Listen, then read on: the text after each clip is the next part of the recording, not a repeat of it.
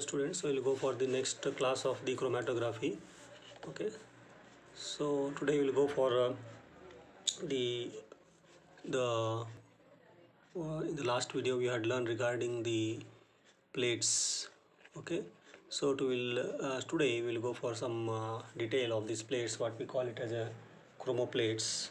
Okay, we call it as a chromo plates. So either it may be glass, okay, or sometimes it may be of aluminum plates.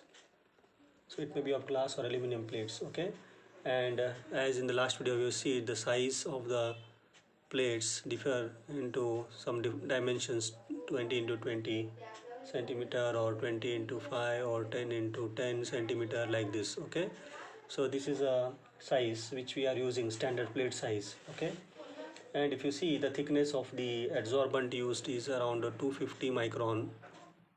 Okay, 250 micron is used as a thickness of the adsorbent. Okay, and so if you see the paper of TLC, so two types TLC can be done here. So one is normal TLC and one is preparative TLC. So this you have to keep in the mind. Okay, one is normal and one is preparative TLC and a normal TLC. Okay, so in normal TLC we fix in the form of this pot here, and in preparative, so you can see it is in the form of bands, like this. Okay, this is in the form of bands. Now here the separation takes place when we put the solvent here. Now separation takes place and we are going to get the spots here. Okay, so different spots, red, green, like this. Here we are going to get in the form of bands, like this. This is the difference between these two. So these are going to get in the form of bands. Okay, but one thing difference of this preparative TLC is you can see that it is having the thickness very high, that is from 500 to 2000 micron. So more thickness, here it is 250 micron thickness. Okay, so this is what you have to keep in the mind. And this is used for isolation compound, when 2 to 3 isolation compound very fast. Okay, we can do it very fast, but the isolated compound is very less here. So isolated compound is very less. Okay, but it's very fast technique, preparative, more than the column chromatography. We get better results in this, and time is also very less. So that's why so very good technique, this preparative. But whereas in normal TLC, if you see, it's used for the qualitative and quantitative analysis. Okay, so it's not so much giving fruitful results as this preparative TLC is going to give. So this is what about the thing about the normal TLC and the preparative TLC. Now for identification, isolation, this band, so if it is red band or green band, whatever it is coming, it is collected, okay, in beaker or any container. Okay, so this is what is collected, and here the stationary phase will be there. Okay, so along with the some part of the stationary phase, you can see this band is collected here if it is red, and a particular suitable solvent is added. Okay, when solvent is added, what will happen? This will dissolve, this solvent will dissolve this compound here, red compound, and this is how we can separate it. Okay, and the silica, which is adsorbent, which is not dissolved in this. Okay, so this is how we can separate this by evaporating. Okay, so after this, so whatever collected is there, so we evaporate the solvent, and the leftover is what your red compound, so which is separated by the preparative chromatography. So this is what. Okay, now if you see the stationary phase here, so always for TLC, the stationary phase taken is having a very fluorescent background. So this is what you have to keep in the mind. Fluorescent background will as green. So if you take this, it is such a way coated that it is having a fluorescent, RSCCENT, fluorescent background. Okay, greenish fluorescent background is there under UV light. So when you force this in the UV light, okay, so you can see this, it is very shining. Okay, green shining will be there here, and where the spots can be easily identified. Okay, so separation can be easily identified. So technically it is used as silica gel. Okay, green fluorescent GF. Okay, which is absorbing at 254 nanometer.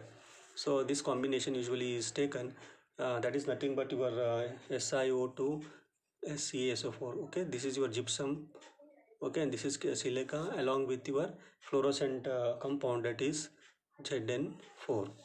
Okay, Zn4 Si2O7 OH twice. This is what. Okay, Zn4 Si2O7 OH twice. This is what, along with this three compound they mix, and it has been taken, so which is called as silica gel GF254 nanometer, which gives a very green fluorescent on this. And now whenever the spot goes and in the under the UV light, so you can very nicely highlighted the spots can be seen into this. Okay, now the spots can be easily identified in this scenario, in this background. Now if you go for the preparation of plate, so if you go for the preparation of plates, how the plates can be prepared for TLC. So if you see that it is having some methods. Okay, so either you can pouring the method, or dip. Plate can be dipped into the slurry, or sometimes spraying. Okay, and spreading. So like this, very simple. So pouring means what, just you take a plate and pour the slurry, okay, of the adsorbent. So this is what you can do it, but very thinly, very uniformly you have to do this. I keeping this plate like that, and you have to do this. Dipping is very simple. Again, you take the plates like this, okay, and you dip into the slurry of the this one, and slowly it gets adsorbed on this. So this is how we can do. So both side it is adsorbed, but in order to get one side, you can plate another plate here like this, and touch over this, and you can do it, so that upper surface only can be coated with the adsorbent.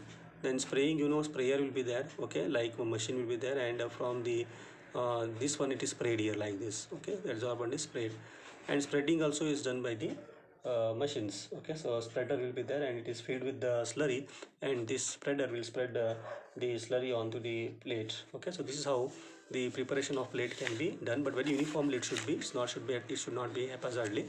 Very carefully we have to do with particular sliding the slides and all. So this is how the preparation of plates can be done. Then finally, after this, it is activated. The plates are activated. Okay, so they are activated by heating it under 110 degrees centigrade, around 105 to 110 degrees centigrade, and it is rotated on oven and air dried. Okay, it is air dried for 30 minutes or half an hour. So this is what the activation can be done by air drying for 15 minutes, and by heating at 105 to 110 degree at the hot oven. So this is how the air drying can be done. Now if you see the application of the samples, if you put this sample now, how to apply this sample here. Okay, so usually the volatile solvents is preferred in the sample. Volatile solvents is preferred. This is what. Okay, volatile solvents is preferred always, okay, for the application of the sample, because if you go for non-volatile, so what will happen, it will lead to broadening of the bands, so that will not give good separation. So non-volatile salts should not be preferred for during the application of the sample. Okay, now if you go for the development of chamber, okay, development of chamber always done in rectangular glass chamber. So one glass chamber will be rectangular like this. Okay, so development of chamber, so this is what. And development in this rectangular glass chamber, you can see that the chamber has been made, okay, and where the plate is placed. And after that we can see that the next concept is development of chromatogram. So development of chromatogram.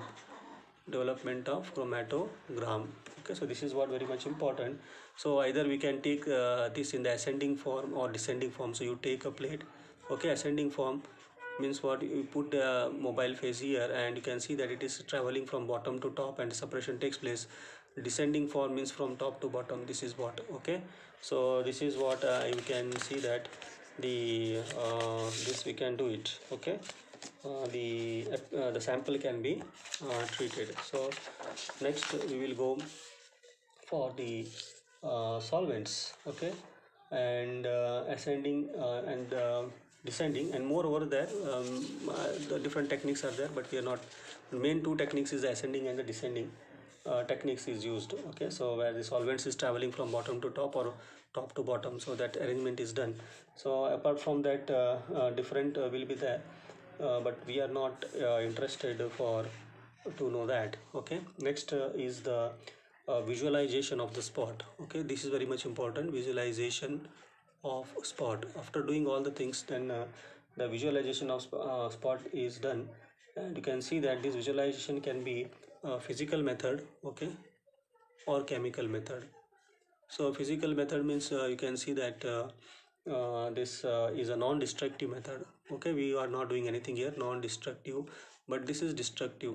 Chemical method is a destructive method. Okay.